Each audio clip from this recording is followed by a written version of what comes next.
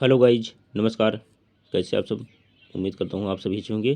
तो साथियों, इस वीडियो में हम कक्षा 12 अध्याय 3 बंधुत्व जाति तथा वर्ग के क्वेश्चन आंसर के बारे में चर्चा करेंगे। और इसके पहले हमने इसके पार्ट 1 में विस्तार से चर्चा किया था, वीडियो पर है, आप जाके देख लेंगे।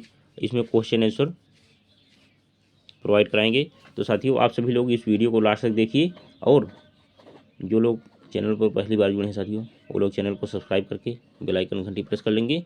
और इस वीडियो को सभी लोग, यूपी बोर्ड का जो एग्ज़ाम होने जा रहा है और आप किसी अन्य बोर्ड में पढ़ाई करते हो, तो यह सभी क्वेश्चन मिलेंगे।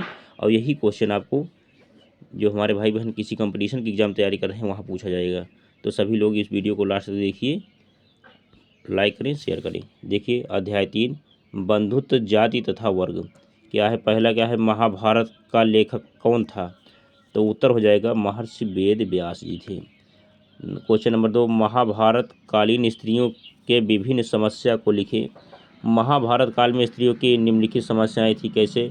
समाज प्रीति प्रधान था, महिलाएं उच्च शिक्षा धारण नहीं कर सकती थी, महाभारत में स्त्रियां पर्दा प्रथा करती थी, स्त्रियां युद्ध में भाग नहीं ले सकती थी। ये सब कारण हैं। क्वेश्चन नंबर 3 देखिए, महाभारत के वर्ण व्यवस्था पर प्रकाश डाले। क्या हो जाएगा साथियों? महाभारत में वर्ण व्यवस्था को 4 भागों में बांटा था। ब्राह्मण, क्षत्रिय, वैश्य और शूद्र कहा जाता था। ब्राह्मण मुख से पैदा हुआ था, क्षत्रिय शरीर, क्षत्रिय है, क्षेत्रीय आ गया है, क्षत्रिय है, क्षत्रिय क्षत्रिय क्षत्रिय शरीर के भुजाओं से पैदा हुआ था, शूद्र चरणों से पैदा हुआ था। इस प्रकार महाभारत में वर्ण व्यवस्था का स्पष्टीकरण हो जाता है। अब आगे नेक्स्ट, हाँ इसमें है, हाँ, एक वैश्य पेट से है, स्क्रीनशॉट ले लीजिए, वैश्य पेट से।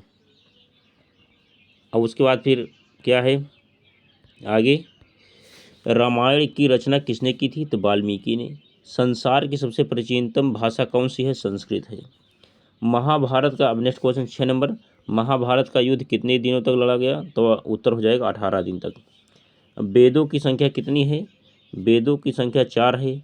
कौन कौन? यजुर्वेद, सामवेद, ऋग्वेद और अथर्ववेद। जैसे कहते हैं कि 4 वेद 6 शास्त्र में बात लिखी है 2, दुख दीन है दुख होत है, सुख दीन है सुख होत।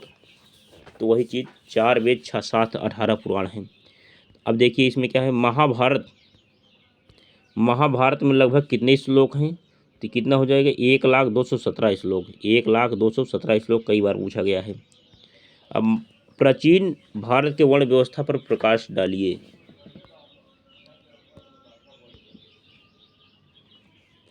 वर्ण व्यवस्था पर प्रकाश डालिए। चलिए यहाँ पे है, प्राचीन भारत में वर्ण व्यवस्था को कई भागों में बांटा गया था।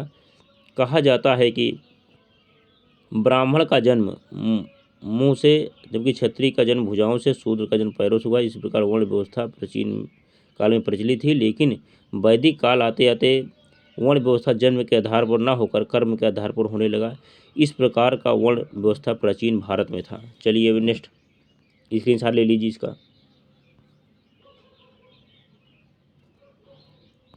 चलिए यही चीज़ है। अब क्वेश्चन नंबर नेक्स्ट देखिए, महाभारत में कितने प्रकार के विवाह का वर्णन किया गया है? समझाइए। महाभारत में 8 प्रकार के विवाह का वर्णन किया है, जो निम्नलिखित हैं।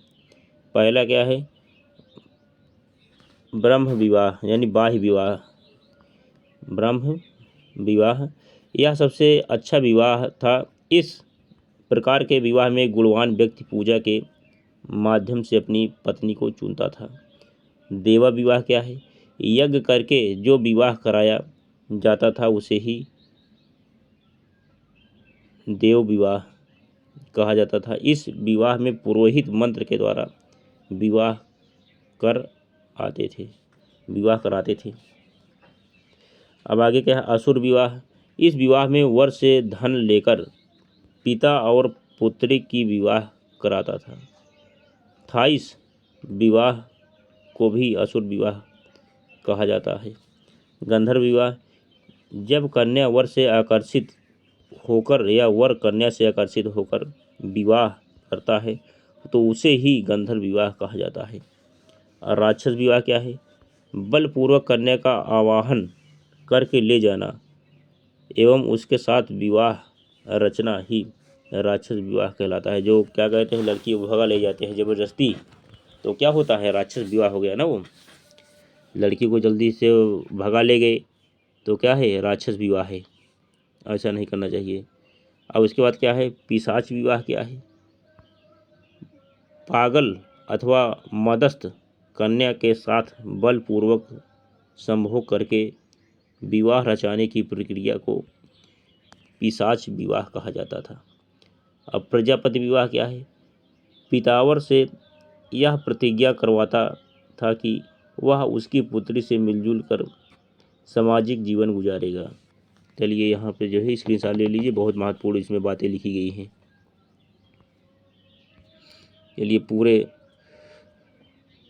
चलिए यहाँ पे जो है साथियों,